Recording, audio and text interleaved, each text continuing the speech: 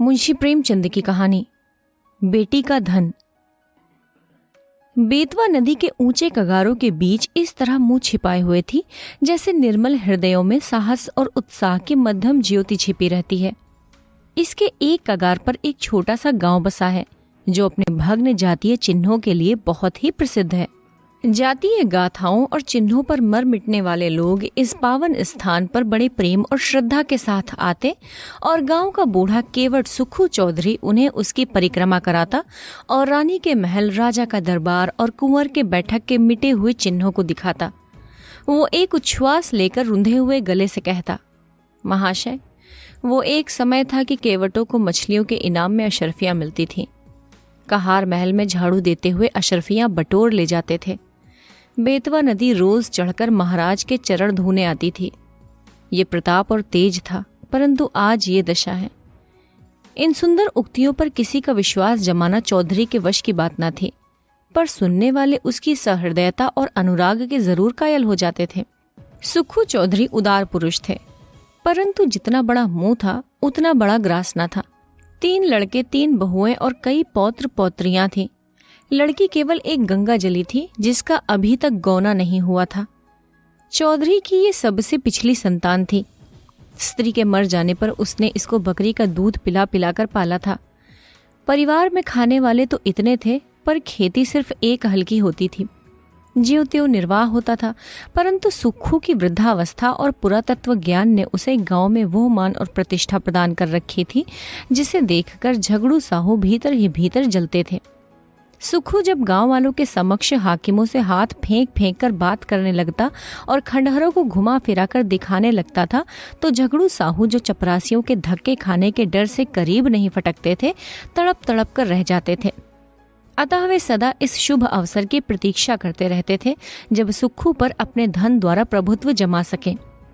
इस गांव के जमींदार ठाकुर जीतन सिंह थे, जिनकी बेगार के मारे गांव वालों का नाको दम था। उस साल जब जिला मजिस्ट्रेट का दौरा था और वो यहाँ के पुरातन चिन्हों की सैर करने आए थे, तो सुखू चौधरी ने दबी जबान में अपने गांव वालों की दुख कहानी उन्हें सुनाई। हाकिमों से वार्तालाप करने में उसे तनिक भी भय न होता था।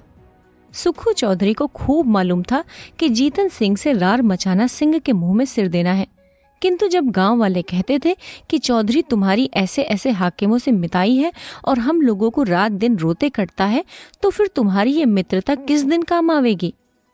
परोपकाराय सताम विभूतया।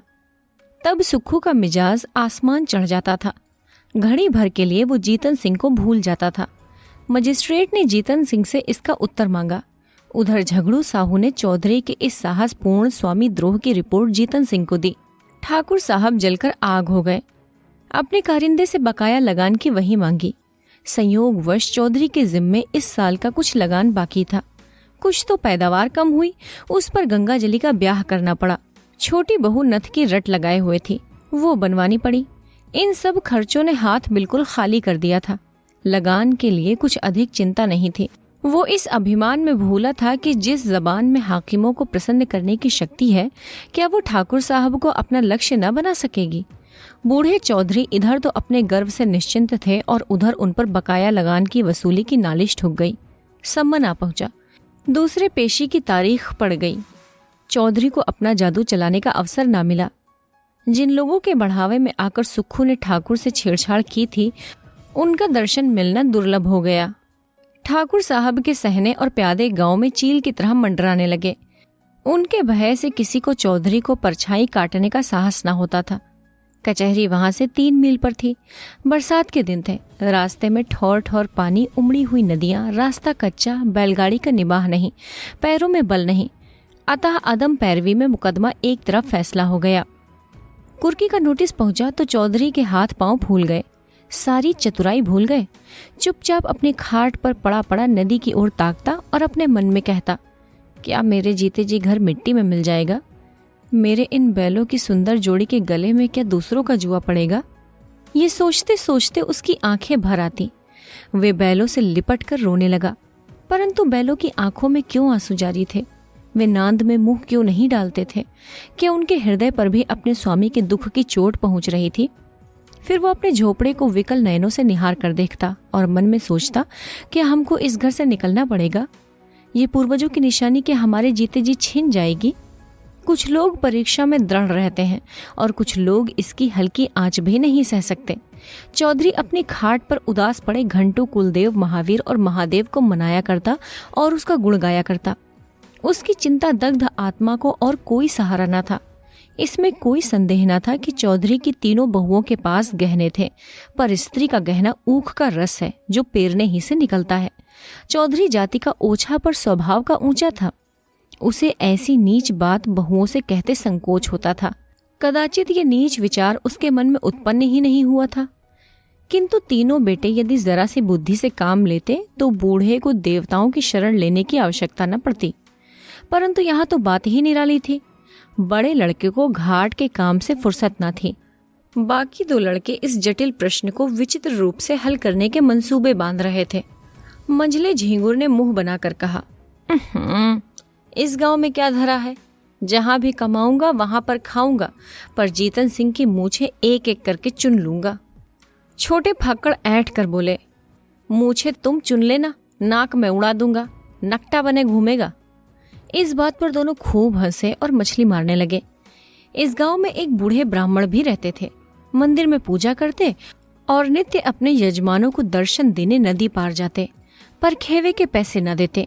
तीसरे दिन वो जमींदार के गुप्तचरों से आंख बचाकर सुखू के पास आए और सहानुभूति के स्वर में बोले, चौधरी, कल ही तक मियाद है और तुम अभी तक पड़े पड़े सो रहे हो।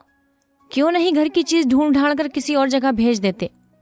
ना हो समधियाने पठवा दो, जो कुछ बच रहे वही सही। घर की मिट्टी खोद कर थोड़े ही कोई ले जाएगा। चौधरी लेटा था, उठ बैठा और आकाश की ओर निहार कर बोला, जो कुछ उसकी इच्छा है वो होगा, मुझसे ये जाल ना होगा। इधर कई दिन की निरंतर भक्ति और उपासना के कारण चौधरी का मन शुद्ध और पवित्र हो गया था। उसे छल प्रपंच से घृणा हो गई थी। पंडित जी जो इस काम में सिद्धहस्त थे लज्जित हो गए, परंतु चौधरी के घर के अन्य लोगों को ईश्वर इच्छा पर इतना भरोसा न था। धीरे धीरे घर के बर्तन भाड़े खिसकाए जाते थे। अनाज का एक दाना भी घर में न रहने पाया। रात को नाव लदी हुई जाती थी और उधर से खाली लौटती थी। 3 दिन तक घर में चूल्हा न जला। बूढ़े चौधरी के मुंह में अन्न की कौन कहे, पानी का भी एक बूंद न पड़ा। स्त्रियां भाड़ से चने भुनाकर चबाती और लड़के मछलियां भून भून कर उड़ाते। परंतु बूढ़े की इस एकादशी में यदि कोई शरीक था तो वो उसकी छोटी बेटी गंगाजली थी। वो बेचारे अपने बूढ़े बाप को चारपाई पर निर्लज्ज छटपटाते देखकर बिलख बिलख कर रोती थी। लड़कों को अपने माता पिता से वो प्रेम नहीं होता जो लड़कियों को होता है। गंगाजली इस सोच विचार में मग्न थी कि दादा की किस भांति सहायता करूं। यदि हम सब भाई बहन मिलकर जीतन सिंह के पास जाकर दया भिक्षा की प्रार्थना करें तो वे अवश्य मान जाएंगे, पर दादा को कब ये स्वीकार होगा? वो यदि एक दिन बड़े साहब के पास चले जाएं तो कुछ बात की बात में बन जाए, किंतु उनकी तो जैसे बुद्धि ही मारी गई है। इसी उधेड़बन में उसे एक उपाय सूझ पड़ा। कुम्हलाया हुआ मुखारविंद खिल उठा। पुजारी जी सुखू चौधरी के पास से उठकर चले गए थे और चौधरी उच्च स्वर में अपने सोए हुए देवताओं को पुकार पुकार कर बुला रहे थे। निदान गंगाजली उनके पास जाकर खड़ी हो गई। चौधरी ने उसे देखकर विस्मित स्वर में पूछा, क्यों बेटी, इतनी रात गए क्यों बाहर आई? गंगाजली ने कहा, बाहर रहना तो भाग्य में लिखा है, घर में कैसे रहूं? सुखू ने जोर से हाँक लगाई, कहाँ गए तुम कृष्ण मुरारी, मेरे दुख हरो। गंगाजली खड़ी थी, बैठ गई और धीरे से बोली, भजन गाते तो आज 3 दिन हो गए। घर बचाने का भी कुछ उपाय सोचा कि इसे यूं ही मिट्टी में मिला दोगे? हम लोगों को क्या पेड़ तले रखोगे? चौधरी ने व्यथित स्वर में कहा, बेटी मुझे तो कोई उपाय नहीं सूझता। भगवान जो चाहेंगे होगा। वेग चलो, गिरधर गोपाल, काहे विलंब करो। गंगाजली ने कहा, मैंने एक उपाय सोचा है, कहो तो कहूं। चौधरी उठकर बैठ गए और बोले, कौन उपाय है बेटी? गंगाजली ने कहा, मेरे गहने झगड़ू साहू के यहाँ गिरो रख दो, मैंने जोड़ लिया है, देने भर के रुपए हो जाएंगे। चौधरी ने ठंडी सांस लेकर कहा, बेटी तुमको मुझसे ये बात कहते लाज नहीं आती? वेद शास्त्र में मुझे तुम्हारे गांव के कुएं का पानी भी मना है, तुम्हारी ड्योढ़ी में भी पैर रखना निषेध है। क्या तुम मुझे नरक में ढकेलना चाहती हो? गंगाजली उत्तर के लिए पहले से ही तैयार थी। मैं अपने गहने तुम्हें थोड़े ही दिए देती हूँ, इस समय लेकर काम चलाओ, चैत में छुड़ा देना। चौधरी ने कड़क कर कहा। यह मुझसे ना होगा। गंगाजली उत्तेजित होकर बोली। तुमसे ये ना होगा तो मैं आप ही जाऊंगी, मुझसे घर की दुर्दशा नहीं देखी जाती। चौधरी ने झुंझला कर कहा। बिरादरी में कौन मुंह दिखाऊंगा? गंगाजली ने चिढ़कर कहा। बिरादरी में कौन ढिंढोरा पीटने जाता है? चौधरी ने अपना फैसला सुनाया। जग हंसाई के लिए मैं अपना धर्म नहीं बिगाड़ूंगा। गंगाजली बिगड़ कर बोली। मेरी बात नहीं मानोगे तो तुम्हारे ऊपर मेरी हत्या पड़ेगी। मैं आज ही इस बेतवा नदी में कूद पड़ूंगी। तुमसे चाहे घर में आग लगते देखा जाए, पर मुझसे तो ना देखा जाएगा। चौधरी ने ठंडी सांस लेकर कातर स्वर में कहा। बेटी, मेरा धर्म नाश मत करो। यदि ऐसा ही है तो अपनी किसी भावज के कहने मांग कर लाओ। गंगाजली ने गंभीर स्वर में कहा। भावजों से कौन अपना मुंह नुचवाने जाएगा? उनको फिक्र होती तो क्या मुंह में दही जमा था, कहती नहीं। चौधरी निरुत्तर हो गए। गंगाजली घर में जाकर गहनों की पिटारी लाई और एक एक करके सब गहने चौधरी के अंगोछे में बांध दिए। चौधरी ने आंखों में आंसू भरकर कहा। हाय राम, इस शरीर की क्या गति लिखी है। ये कहकर उठे। बहुत संभालने पर भी आंखों में आंसू न छिपे। रात का समय था। बेतवा नदी के किनारे किनारे मार्ग को छोड़कर सुखू चौधरी गहनों की गठरी कांख में दबाए इस तरह चुपके चुपके चल रहे थे मानो पाप की गठरी लिए जाते हैं। जब वो झगड़ू साहू के मकान के पास पहुंचे तो ठहर गए। आंखें खूब साफ की, जिसमें किसी को ये ना बोध हो कि चौधरी रोता था। झगड़ू साहू धागे की कमानी की एक मोटी ऐनक लगाए बही खाता फैलाए हुक्का पी रहे थे और दीपक के धुंधले प्रकाश में उन अक्षरों को पढ़ने की व्यर्थ चेष्टा में लगे हुए थे जिनमें स्याही की किफायत की गई थी। बार बार ऐनक साफ करते और आंख मलते, पर चिराग की बत्ती उकसाना या दोहरी बत्ती लगाना शायद इसलिए उचित नहीं समझते थे कि तेल का अपव्यय होगा। इसी समय सुखू चौधरी ने आकर कहा। जयराम जी की। झगड़ू साहू ने देखा, पहचान कर बोले। जयराम चौधरी, कहो मुकदमे में क्या हुआ? ये लेन देन बड़े झंझट का काम है, दिन भर सिर उठाने की छुट्टी नहीं मिलती। चौधरी ने अपनी पोटली को खूब सावधानी से छिपाकर लापरवाही के साथ कहा। अभी तक तो कुछ नहीं हुआ, कल इजराए डिग्री होने वाली है। ठाकुर साहब ने ना जाने कब का बैर निकाला है। हमको 2-3 दिन की भी मोहलत होती तो डिग्री ना जारी होने पाती। छोटे साहब और बड़े साहब दोनों हमको अच्छी तरह जानते हैं। अभी इसी साल मैंने उनसे नदी किनारों घंटों बात की थी, परंतु एक तो बरसात के दिन, दूसरे एक भी दिन की मोहलत नहीं। क्या करता? इस समय मुझे रुपयों की चिंता है। झगड़ू साहू ने विस्मित होकर पूछा। तुमको रुपयों की चिंता? घर में भरा है, वो किस दिन काम आवेगा? झगड़ू साहू ने ये व्यंग्यबाण नहीं छोड़ा था। वास्तव में उन्हें और सारे गांव को विश्वास था कि चौधरी के घर में लक्ष्मी महारानी का अखंड राज्य है। चौधरी का रंग बदलने लगा। बोले, साहू जी, रुपया होता तो किस बात की चिंता थी? तुमसे कौन छिपाव है? आज 3 दिन से घर में चूल्हा नहीं जला, रोना पीटना पड़ा है। अब तो तुम्हारे बसाए बसूंगा। ठाकुर साहब ने तो उजाड़ने में कोई कसर न छोड़ी। झगड़ू साहू जीतन सिंह को खुश रखना जरूर चाहते थे, पर साथ ही चौधरी को भी नाखुश करना मंजूर न था। यदि सूद दर सूद छोड़कर मूल और ब्याज सहज वसूल हो जाए तो उन्हें चौधरी पर मुफ्त का एहसान लादने में कोई आपत्ति न थी। यदि चौधरी के अफसरों की जान पहचान के कारण साहू जी का टैक्स से गला छूट जाए तो अनेकों उपाय करने, अलाहकारों की मुट्ठी गर्म करने पर भी नित्य प्रति उनके तोंद की तरह बढ़ता ही जा रहा था। तो क्या पूछना। बोले, क्या कहें चौधरी जी, खर्च के मारे आजकल हम भी तबाह हैं।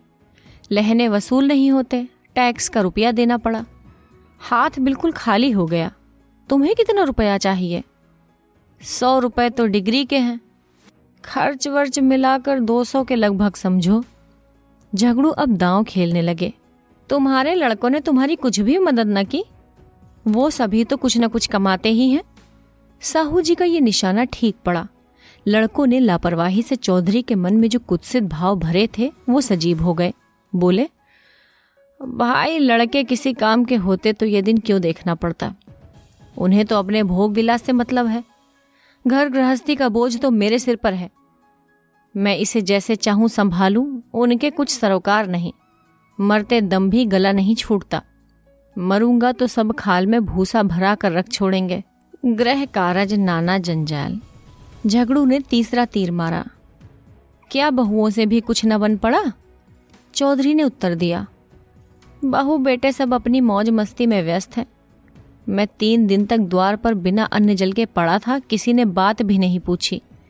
कहाँ की सलाह, कहाँ की बातचीत। बहुओं के पास रुपए ना हो पर गहने तो हैं, वो भी मेरे बनाए हुए। इस दुर्दिन के समय यदि 2-2 थान उतार देती तो क्या मैं छुड़ा ना देता? सदा यही दिन थोड़े ही रहेंगे। झगड़ू समझ गए कि ये लहज जबान का सौदा है और वह जबान का सौदा भूल कर भी ना करते। बोले, तुम्हारे घर के लोग भी अनूठे हैं। क्या इतना भी नहीं जानते कि बूढ़ा रुपए कहाँ से लावेगा? अब समय बदल गया है। या तो जो कुछ जायदाद लिखो या गहने गिरो रखो, तब जाकर रुपया मिले। इसके बिना रुपए कहाँ? इसमें भी जायदाद में सैकड़ों बखेड़े हैं, सुभीता गिरो रखने में ही है। हाँ, तो जब घर वालों को इसकी कोई फिक्र नहीं तो तुम क्यों व्यर्थ जान देते हो? यही ना होगा कि लोग हंसेंगे, सो ये लाज कहाँ तक निभाओगे? चौधरी ने अत्यंत विनीत होकर कहा, साहू जी, ये लाज तो मारे डालती है। तुमसे क्या छिपा है? एक वो दिन था कि हमारे दादा बाबा महाराज की सवारी के साथ चलते थे, और अब एक दिन है कि घर घर की दीवार तक बिकने की नौबत आ गई है। कहीं मुंह दिखाने को भी जी नहीं चाहता। ये लो गहनों की पोटली। यदि लोक लाज न होती तो इसे लेकर कभी यहाँ न आता, परंतु ये अधर्म इसी लाज निभाने के कारण करना पड़ रहा है। झगड़ू ने आश्चर्य में होकर पूछा, ये गहने किसके हैं? चौधरी ने सिर झुकाकर बड़ी कठिनता से कहा, मेरी बेटी गंगा जली के। झगड़ू साहू स्तंभित हो गए। हरे राम राम राम। चौधरी ने कातर स्वर में कहा, डूब मरने को जी चाहता है। झगड़ू ने बड़ी धार्मिकता के साथ स्थिर होकर कहा, शास्त्र में बेटी के गांव का पेड़ देखना मना है। चौधरी ने दीर्घ निश्वास छोड़कर करुण स्वर में कहा, ना जाने नारायण कब मौत देंगे। भाई की 3 लड़कियां ब्याही, कभी भूल कर भी उनके द्वार का मुंह नहीं देखा। परमात्मा ने अब तक तो टेक निभाई है, पर अब ना जाने मिट्टी की क्या दुर्दशा होने वाली है। झगड़ू साहू लेखा ज्यों-ज्यों बख्शीश 100 के सिद्धांत पर चलते थे।